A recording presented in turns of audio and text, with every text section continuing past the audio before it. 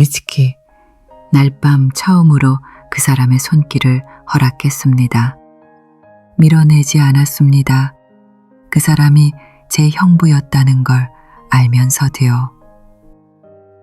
살다 보면 스스로도 알면서 금기의 선을 넘게 되는 순간이 있습니다. 돌아서야 한다는 걸 알면서도 이상하게도 더 가까이 다가가고 싶어집니다.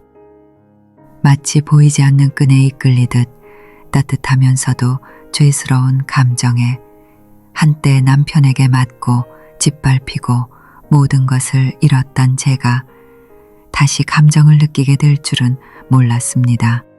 그것도 제 언니의 남편이었던, 아니 이제는 혼자 살아가는 형부를 통해서요.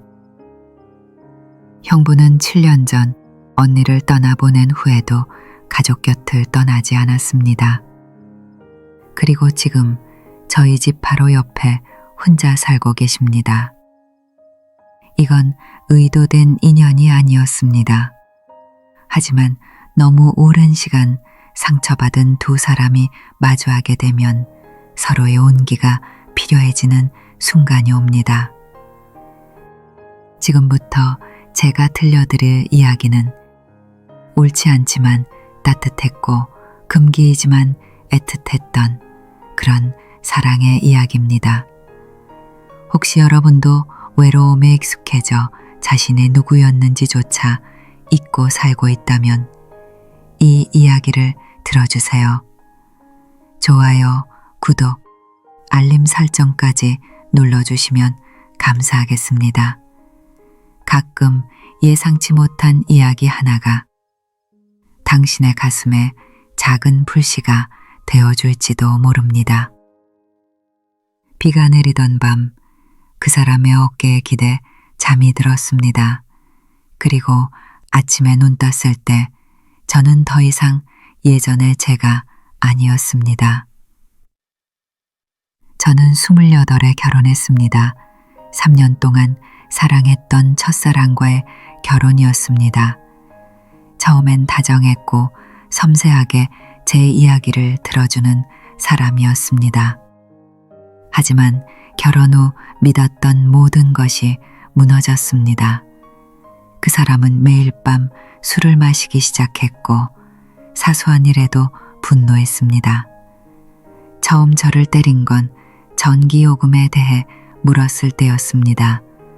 그날 이후 제 몸에 멍이 드는 건 일상이 되었습니다. 사람들에게는 넘어진 거라고, 감기라고, 괜찮다고 거짓말을 했습니다. 하지만 저는 단 한 번도 괜찮았던 적이 없습니다. 그저 두려웠습니다. 제 딸이 엄마가 침묵으로 폭력을 견디는 모습을 보며 자라게 될까 봐요. 그래서 결국 이혼했습니다. 10년의 결혼 생활 끝에 아무것도 없이 딸 하나만 데리고 나왔습니다. 그 이후로 사랑은커녕 사람의 따뜻함조차 믿지 않았습니다. 지난 5년 동안 저는 오직 엄마로만 살았습니다. 더 이상 여자로서의 저는 사라졌다고 믿었습니다. 저와 딸을 묵묵히 도와준 사람은 단 한 명뿐이었습니다. 바로 형부였던 성우 씨입니다. 7년 전 언니가 암으로 세상을 떠난 후부터 혼자 지내고 계신 분이죠. 말이 많은 분은 아니었습니다. 언니가 떠난 후 형부는 저희 집에서 몇백 미터 떨어진 작은 집으로 이사하셨고 그 후로 늘 조용히 지내셨습니다. 하지만 수도가 고장났을 때, 전구가 나갔을 때, 심지어 딸아이 자전거 바퀴에 바람이 빠졌을 때도 가장 먼저 우리 집 문을 두드린 건 늘 형부였습니다. 처음엔 그냥 언니를 생각해서 그러시는 줄 알았습니다. 제가 여전히 가족처럼 느껴지나 보다 그렇게 생각했죠. 하지만 시간이 지나면서 저는 형부의 조심스러운 태도에 자꾸만 마음이 끌렸습니다. 형부는 절대 우리 집에 오래 머무르지 않으셨습니다. 5분을 넘기지 않았고 늘 몸을 일찍 돌리셨습니다. 감사의 뜻으로 뭔가를 드리면 손사래를 치시며 웃기만 하셨습니다. 언젠가 형부 주머니에 커피 쿠폰 하나를 살짝 넣어뒀습니다. 다음에 만났을 때 그는 그 쿠폰을 조용히 돌려주며 말했습니다. 커피는 좋아하지만 보수로 받는 건 원하지 않아요. 그 순간 형부가 나와 거리를 두는 건지 아니면 나를 지키고 싶은 건지 혼란스러웠습니다. 5년 동안 그림자처럼 살아온 저에게 누군가의 다정한 시선은 때로 너무나 따뜻하게 느껴졌습니다. 하지만 상호 씨를 향한 감정은 단순한 감사 이상이었습니다.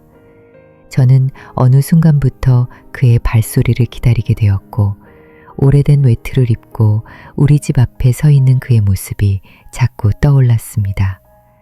그리고 어느 날 그가 대문 밖에서 이렇게 묻는 소리를 들었을 때 저도 모르게 미소 지었습니다. 또 정전인가요? 그 순간 문득 이런 생각이 들었습니다. 한 여자를 그렇게 사랑했던 남자가 7년이 지난 지금 그 여자의 여동생을 사랑할 수 있을까? 아니면 제가 외로움에 취해 스스로를 속이고 있는 걸까요? 법적으로는 더 이상 가족이 아니지만 형부는 여전히 우리 집 근처에 살고 계시고 제가 수도를 고치거나 아이를 병원에 데려가야 하거나 그냥 어떻게 아셨는지는 몰라도 그는 늘 제가 불안할 때를 정확히 알고 계셨습니다. 형부는 소란스럽지 않았습니다. 경계를 넘지 않았고 감정 표현도 조심스러웠습니다. 그럼에도 불구하고 그는 제 삶의 연장선처럼 존재했습니다. 조용하지만 묵직하게요. 고열로 하루 종일 누워 있었던 어느 날 초등학교 저학년인 딸아이가 어쩔 줄 몰라 하던 때 약을 사오고 죽을 끓이고 문 앞에 조용히 두고 간 것도 형부였습니다. 아무 말도 없었고 아무런 티도 내지 않으셨습니다. 마치 감사의 표현조차 부담스럽게 느끼게 하지 않으려는 듯 말이죠. 그의 존재는 점점 제게 당연한 것처럼 여겨졌습니다. 마치 매일 떠오르는 햇살처럼요. 시끄럽지 않지만 분명히 곁에 있어주는 따뜻함이었습니다. 하지만 제가 진짜 가슴이 뛰었던 순간은 그의 시선이 제게 평소보다 오래 머무를 때였습니다. 망설임 가득한 그러나 따뜻한 눈빛이었습니다. 마치 스스로에게 이렇게 묻고 있는 듯했죠. 이 사람을 예쁘다고 느껴도 될까? 그 질문은 제 마음속에서도 반복되고 있었습니다. 하루가 다르게 그의 목소리를 기다리게 되고 그가 좋아하는 음식을 일부러 만들어 보기도 했습니다. 마치 아이를 위한 것처럼 말이죠. 어떤 사람들은 우리의 감정을 두고 옳지 않다고 말하겠죠. 하지만 외로움 속에서 너무 오래 지내본 사람이라면 알 겁니다. 때로는 이성이 틀렸을지라도 마음은 틀리지 않았다는 걸요. 저희 가족 형부에게 너무 많은 빚을 지고 있어요. 그 말을 한 건 딱 한 번 부엌에 고장난 전구를 바꿔주시던 어느 늦은 오후였습니다. 3달 넘게 타버린 줄 알면서도 미뤄왔던 그것을 형부는 말없이 교체해 주셨습니다. 의자 위에 서 계시던 형부는 고개를 돌려 저를 보며 살짝 웃으셨습니다. 제가 도와주는 건 지혜 씨가 온전히 자신의 삶을 살았으면 해서요. 그 말이 제 가슴을 울렸습니다. 너무 특별해서가 아니라 너무 조용하고 따뜻해서 그랬습니다. 전 남편이 남기던 공허한 약속들과도 이혼 후 가끔 연락 오던 외로운 남자들의 빈 말들과도 전혀 달랐습니다. 그 말은 마치 누군가 지친 제 등을 가볍게 감싸주는 느낌이었습니다. 정신을 차렸을 땐 병원의 차가운 천장과 창밖에서 여전히 쏟아지는 비소리뿐이었습니다. 그리고 형부 제 곁에 앉아 젖은 우비를 입은 채 제 손을 꼭 잡고 계셨습니다. 마치 제가 사라질까 두려운 듯이요. 설마 업고 오신 거예요? 목소리는 갈라져 나왔습니다. 형부는 아무 말 없이 고개를 끄덕였습니다. 지혜 씨 집에 불이 계속 켜져 있어서 걱정돼서 불렀는데 아무 응답이 없더라고요.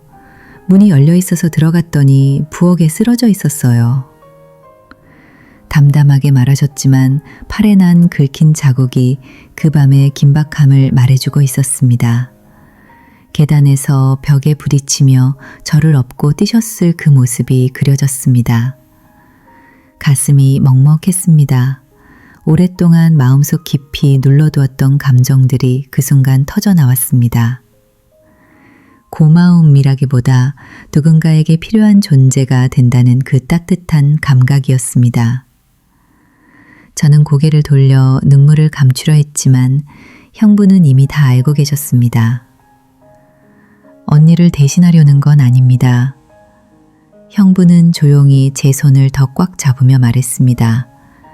하지만 지혜 씨가 누군가의 손길이 필요할 땐 전 항상 여기 있을 겁니다. 창밖엔 여전히 비가 내리고 있었습니다. 하지만 제 마음 한켠에는 작은 불빛 하나가 조용히 켜졌습니다. 오랜 어둠 속에서 다시 따뜻함을 찾은 밤이었습니다. 그 비오는 밤은 아마 제 기억 속 가장 깊은 곳에 오래도록 남을 것입니다. 깨어났을 때 병실의 희미한 조명 아래 형부가 제 손에 머리를 기대고 잠들어 있었습니다. 마치 긴 하루를 마친 아이처럼 조용히 숨을 고르고 계셨습니다. 한참을 그렇게 바라보았습니다. 그는 더 이상 제가 지혜를 낳았을 때 고기국을 사주러 달려오던 형부가 아니었습니다. 가스레인지가 고장나면 달려와주고 아이 병원 갈 때 차를 태워주던 좋은 이웃도 아니었습니다. 그는 한 사람의 남자였습니다. 빗속을 뚫고 저를 업어 병원까지 달려와 혹시 제가 혼자 깨어날까봐 곁을 지키다 잠든 남자. 저는 조심스럽게 손을 들어 그의 머리카락을 쓸어내렸습니다. 그 행동은 너무도 자연스러웠습니다. 마치 오래전부터 제 안에 있었던 감정이 단지 이유를 기다리고 있었던 것처럼요. 그리고 저는 울었습니다. 그동안의 눈물과는 달랐습니다.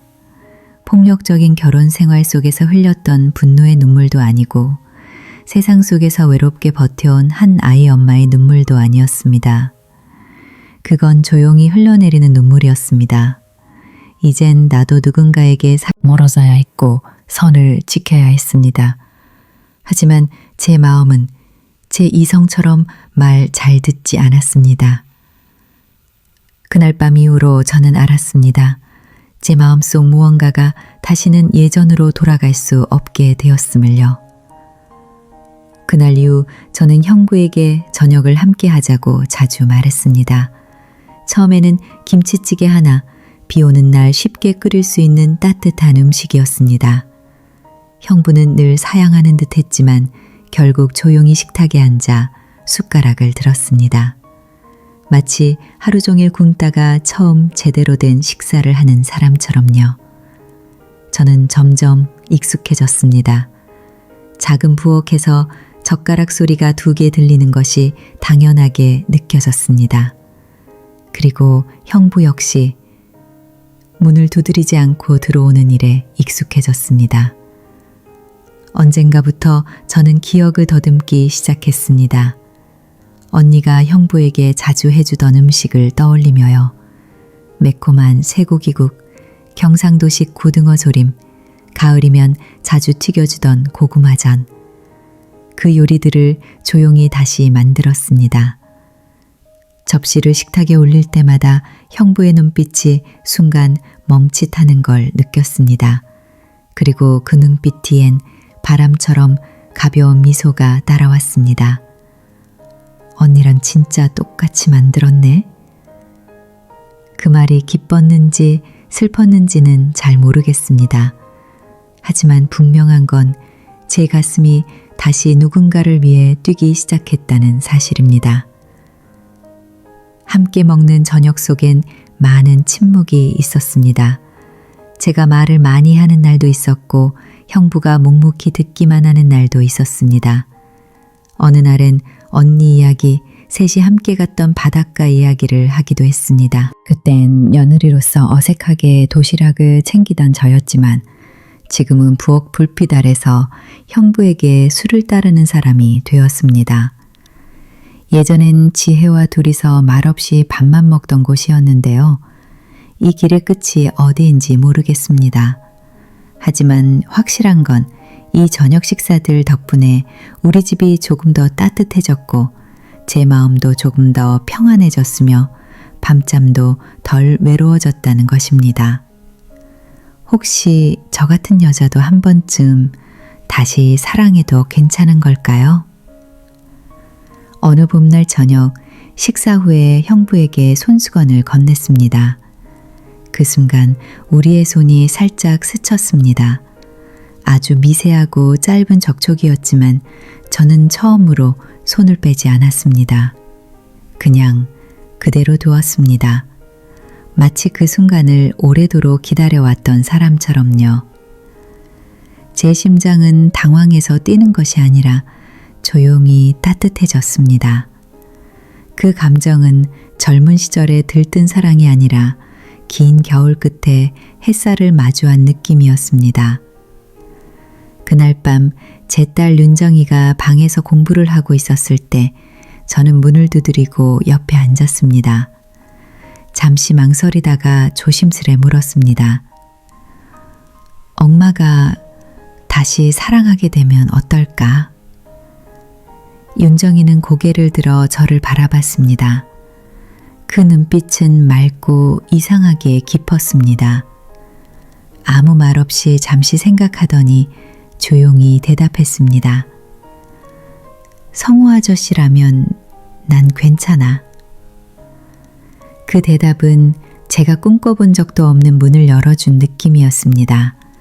아이도 더 이상 묻지 않았고 그냥 제 손을 꼭 잡고 다시 공부로 돌아갔습니다. 그리고 저는 방으로 들어가 문을 닫고 조용히 울었습니다. 슬퍼서가 아니라 너무 오랜만에 느낀 깊은 감정 때문이었습니다. 용서받은 것 같은 느낌이었습니다. 수년간 스스로를 책망하고 행복을 포기하며 살아왔던 저에게 제 소중한 존재가 직접 말해준 겁니다. 이제 괜찮다고, 이제 놓아도 된다고요. 그날 이후로 저는 제 감정을 피하지 않게 되었습니다. 여전히 밥을 차리고 저녁을 같이 먹고 부엌에서 함께 앉아 있습니다. 다만 달라진 건 이제 형부를 조금 더 오래 바라볼 수 있다는 겁니다. 그가 농담할 때 웃을 수 있고 식사가 끝난 뒤에도 조금 더 오래 같이 있을 수 있게 되었습니다. 둘 다 아무 말 하지 않았습니다. 고백도 없고 포옹도 없었습니다. 그저 말 없이 서로의 존재를 통해 다시 신뢰를 배워가고 있었습니다. 그 봄, 제 마음엔 눈에 띄는 꽃은 피지 않았습니다. 하지만 아주 작고 연한 새싹 하나가 마른 땅 사이에서 고개를 내밀었습니다. 그리고 저는 오랜만에 그 새싹을 꺾지 않기로 했습니다. 어느 날 밤 우리는 소파에서 영화를 보다가 제가 무심코 잠이 들었습니다. 제 머리는 자연스럽게 형부의 어깨에 기대어 있었고 그 순간을 저는 전혀 기억하지 못했습니다. 한밤중에 깨어났을 때 제 몸 위엔 얇은 담요가 덮여 있었습니다. 그가 조심스럽게 덮어준 것이었습니다. 마치 어떤 소중하고 연약한 것을 깨우지 않으려는 듯 살며시여. 저는 눈을 바로 뜨지 않았습니다. 그저 그 자리에 누워 형부 옷에서 나는 익숙한 냄새를 조용히 들이마셨습니다. 청결하고 따뜻하면서도 오래된 느낌, 마치 형부 그 자체 같았습니다. 사랑한다는 말 한마디도 없었고 포옹도 입맞춤도 없었습니다.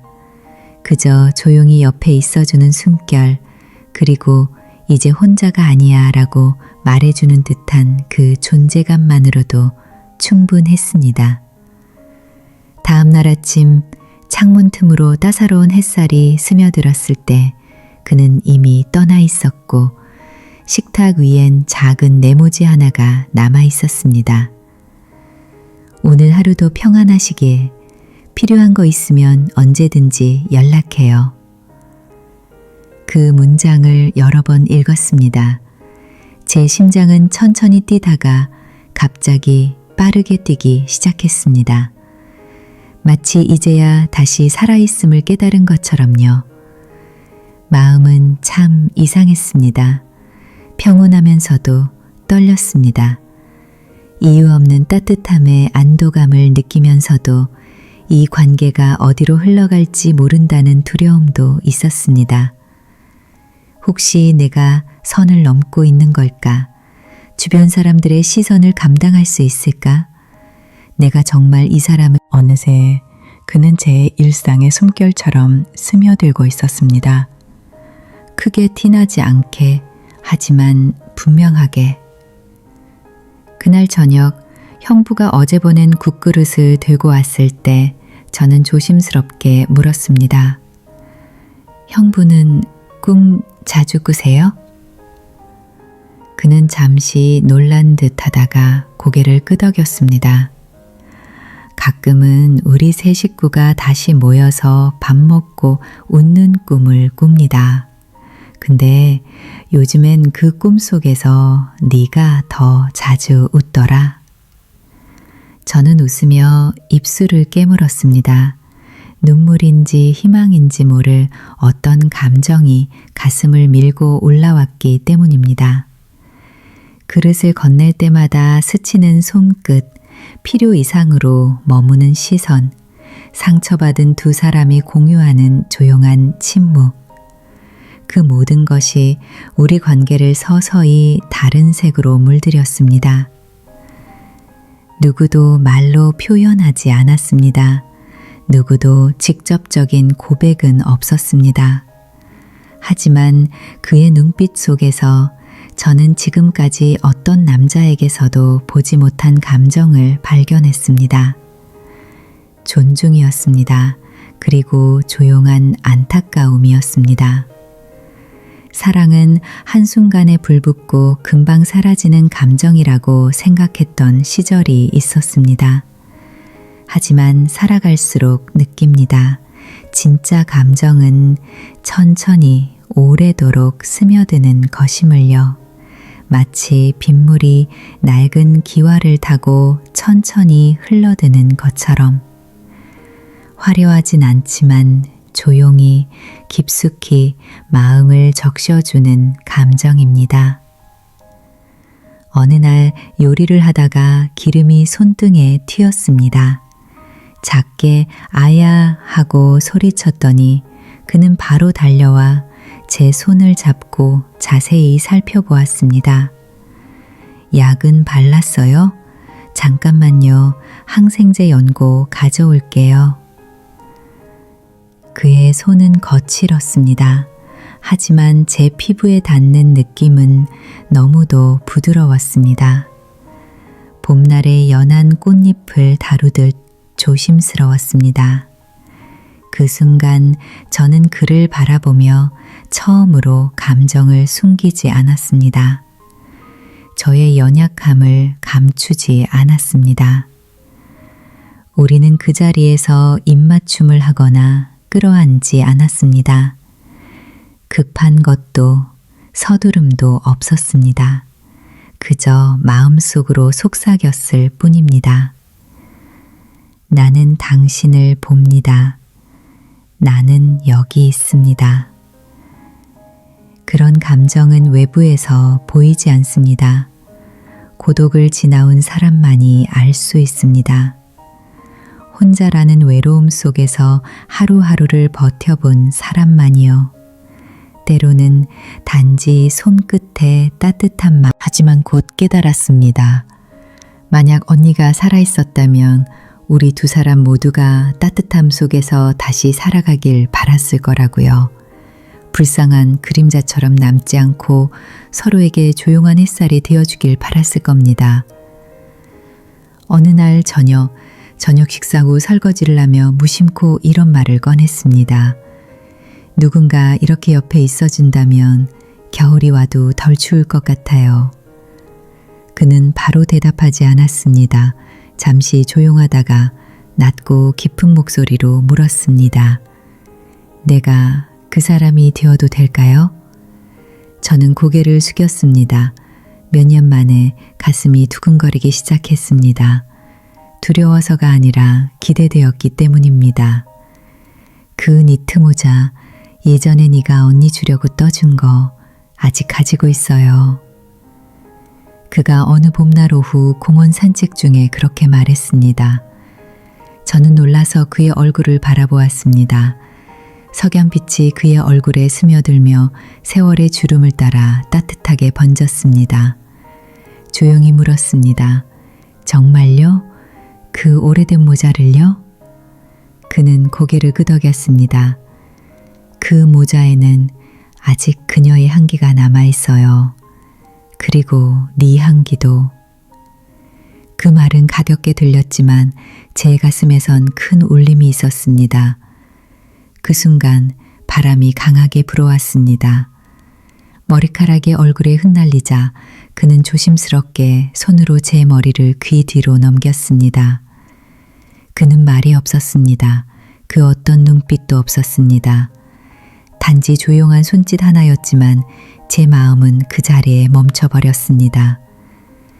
조용했던 제 심장은 그 작은 손끝 하나에 파문이 일었습니다. 사랑이란 꼭 거창하고 화려한 고백으로만 시작되는 게 아니란 걸 그 순간 깨달았습니다. 저는 걷고 있었지만 생각은 과거로 흘러갔습니다. 그 모자를 뜨던 날이 떠올랐습니다. 언니와 함께 웃으며 색을 고르고 제가 보라색이 형부랑 잘 어울려요 라며 농담했던 날이요. 형부는 따뜻하네 하며 웃어주셨습니다. 그 모자를 지금까지 간직해주고 있다는 것, 단순한 물건이 아니라 그 시절의 우리 셋을 아직 마음에 담고 있다는 것이었습니다. 저는 아무 말도 하지 않았습니다. 왜 오늘 그 이야기를 꺼냈는지 묻지 않았고 왜 제 머리를 만졌는지도 묻지 않았습니다. 하지만 그날 밤 저는 자꾸 손을 들어 제 뺨을 만졌습니다. 그가 스친 자리 따뜻했던 그 온기를 기억하며요. 잠이 오지 않았습니다.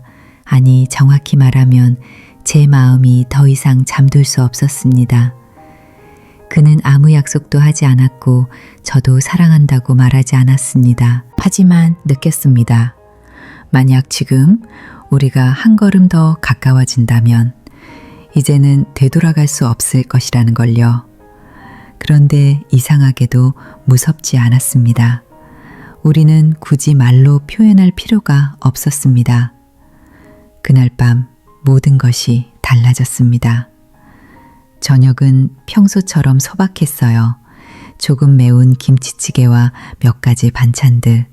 그는 늘 그렇듯 식탁 왼편에 앉았고 그 자리는 원래 언니가 앉던 자리였습니다. 한동안 그 빈자리가 차갑게 느껴졌지만 요즘은 그렇지 않았습니다. 그날 밤 천장의 조명은 밝지 않았어요. 은은한 노란 불빛이 마치 무언가 조심스레 드러날 준비를 하고 있는 것 같았습니다. 설거지를 마친 뒤 손을 닦고 그의 옆에 조용히 앉았습니다. 제 심장은 빠르게 뛰고 있었고 저 자신도 그 소리를 느낄 수 있을 만큼이었습니다. 그는 저를 바라보았습니다. 묻지 않았고 판단하지도 않았습니다. 단지 기다리는 눈빛이었습니다. 저는 조심스럽게 그의 손을 잡았습니다. 따뜻했어요. 그 손은 언니가 힘들 때 지탱해주던 손, 비 오는 날 저를 병원까지 업고 뛰던 손, 밤중에 물 새는 수도를 고쳐주던 손. 그 손을 더 세게 붙잡으며 저는 말했습니다. 이젠 떨리지 않는 목소리로. 무섭지 않아요. 그 사람이 형부라면요. 그 말은 오래 잠긴 문을 여는 열쇠 같았습니다. 우리는 그렇게 오랫동안 말없이 앉아 있었습니다. 하지만 제 안에서는 지난 시간의 아픔과 두려움이 조용히 녹아내리고 있었습니다. 한때 저는 다시는 사랑할 수 없다고 믿었어요. 남자는 결국 상처만 주는 존재라고 생각했습니다. 하지만 그가 손가락을 살짝 쥐었을 때 저는 깨달았습니다. 제가 틀렸다는 걸요. 오랜 시간 곁에 머물러 주던 남자가 있었습니다. 강요하지 않았고 약속하지도 않았습니다. 그저 거기에 있었을 뿐입니다. 제가 고개를 돌리면 늘 그 자리에 있는 사람이었습니다. 평온함은 향기가 있어요. 식사를 마친 뒤에 정갈한 그릇 냄새, 설거지를 마친 손에 남은 비누 향기, 조급하지 않은 손길이 전해주는 온기. 그날 밤 저는 그 모든 향기를 느꼈습니다. 내일이 어떤 모습일지는 모릅니다. 그가 가족의 시선을 이겨낼 수 있을지, 우리가 세상의 시선에서 자유로울 수 있을지 정말 모르겠습니다. 하지만 그날 밤 저는 제 감정을 믿었습니다. 수많은 상처를 견뎌낸 사람도 고개 숙이지 않고 사랑할 자격이 있다는 것을요. 우리는 어린 연인처럼 서툴고 천천히 입을 맞췄습니다. 서두름도 본능도 없었고 그저 오랜 시간 길을 잃은 두 영혼이 다시 만난 듯한 순간이었습니다. 그의 입술이 제 입술에 닿는 순간 심장이 멈춘 듯 했습니다. 불꽃놀이도 배경음악도 없었어요. 오직 제 심장과 그의 심장 박동 소리만 또렷하게 들릴 뿐이었습니다. 그런 입맞춤은 더 이상 제 인생에 찾아오지 않을 줄 알았습니다. 30대 후반 이혼의 상처를 간직한 채 밤마다 몰래 울던 제가 다시 처음처럼 사랑에 빠지는 소녀가 된 기분이었습니다. 몸이 살짝 떨렸습니다. 춥지 않았는데도요. 오랜 시간 얼어붙은 줄 알았던 마음에 누군가가 조용히 손을 얹은 느낌이었습니다. 그는 저를 급히 끌어안지 않았습니다. 그저 가볍게 제 등을 감쌌습니다. 마치 아주 소중한 것을 건드릴까 조심스러워하는 손길이었습니다. 저는 도망치지 않았습니다. 대신 조용히 그의 가슴에 뺨을 기댔습니다. 잃어버린 사람을 품은 남자의 그 잔잔한 심장 소리가 들렸습니다. 우리는 아무 말도 하지 않았습니다. 하지만 우리는 서로를 깊이 이해하고 있었습니다. 그도 두려웠을 겁니다. 제가 불편할까봐, 세상의 시선이 우리를 공격할까봐, 무엇보다 하늘의 언니가 슬퍼할까봐. 그래서 저는 그의 손을 잡아 제 뺨에 올려놨습니다. 누구에게 허락받지 않을 거예요. 이번만큼은 제 마음을 따를 거예요. 조용히 속삭였습니다. 1년이 지난 지금 우리는 혼인신고도 하지 않았고 성대한 결혼식도 올리지 않았습니다. 하지만 매일 아침 같은 지붕 아래에서 함께 눈을 뜨며 우리는 알게 되었습니다. 이제야 처음으로 진짜 삶을 살고 있다는 것을요. 서류도 웨딩드레스도 초대장도 필요 없었습니다. 우리에게는 서로를 바라보는 눈빛과 아침의 미소면 충분했습니다. 그는 항상 먼저 일어나 커피를 내리고 창문을 열어 햇살을 들여보냈습니다. 저는 간단한 아침 식사를 준비했습니다. 그가 좋아하는 미역국이 자주 올라왔습니다. 우리는 말없이 식사했지만 마음속 이야기는 가득했습니다. 어느 날 윤정이가 집에 와서 제 등을 안고 말했습니다. 엄마, 요즘 자주 웃어요. 성우 아저씨 덕분이죠. 그 말을 듣고 아이를 바라보다 다시 그를 보았습니다. 제 마음속 구름이 조용히 걷히는 순간이었습니다. 이제 우리는 누군가를 만족시키기 위해 살지 않습니다. 우리는 서로를 놓치지 않기 위해 살아갑니다. 사랑은 때로 적절한 시기에 오지 않습니다. 하지만 충분히 아파본 사람만이 따뜻함의 가치를 압니다. 이번 겨울은 예년보다 더 추웠습니다. 하지만 우리는 두 손을 맞잡고 이불 속에서 함께 누워 있었습니다. 그는 말했습니다. 언니가 지금 널 이렇게 행복하게 보는 걸 알면 하늘에서 미소 지을 거야. 저는 대답하지 않았습니다. 그저 그의 손을 더 꼭 잡았습니다. 밤에는 침대 머리맡에 놓인 작은 라디오에서 그가 좋아하는 클래식 음악을 들었습니다. 저는 그의 어깨에 머리를 기댔습니다. 익숙하지만 한 번도 낡지 않은 감정이었습니다. 왜냐하면 매일 그와 함께 있는 시간이 언제나 처음처럼 느껴졌기 때문입니다. 우리는 큰 계획도 없고 100년 해로의 약속도 없습니다. 그저 하루하루를 함께 선택할 뿐입니다. 어쩌면 그것이 사랑이 오래 지속되는 유일한 방법일지도 모릅니다. 이 영상을 보고 계신 여러분, 마음이 살짝 울컥하셨다면 아마도 여러분도 누군가를 기다리고 있는 걸지도 모릅니다. 결혼이 아니라 진심을 나눌 누군가를요. 그 사람이 나타난다면 망설이지 말고 손을 잡아주세요. 왜냐하면 우리 모두는 단 하나의 심장으로 끝까지 가야 하니까요. 저의 아주 평범하고 진실된 이야기를 끝까지 들어주셔서 감사합니다. 혹시 이 이야기 속에서 당신 마음 어딘가가 울림을 느꼈다면 황혼애기 채널을 좋아요, 구독, 알림 설정으로 응원해주세요. 지금 이 순간 어디에 계시든지 당신도 언젠가 이유 없이 미소 지을 수 있는 아침을 맞이하길 진심으로 바랍니다.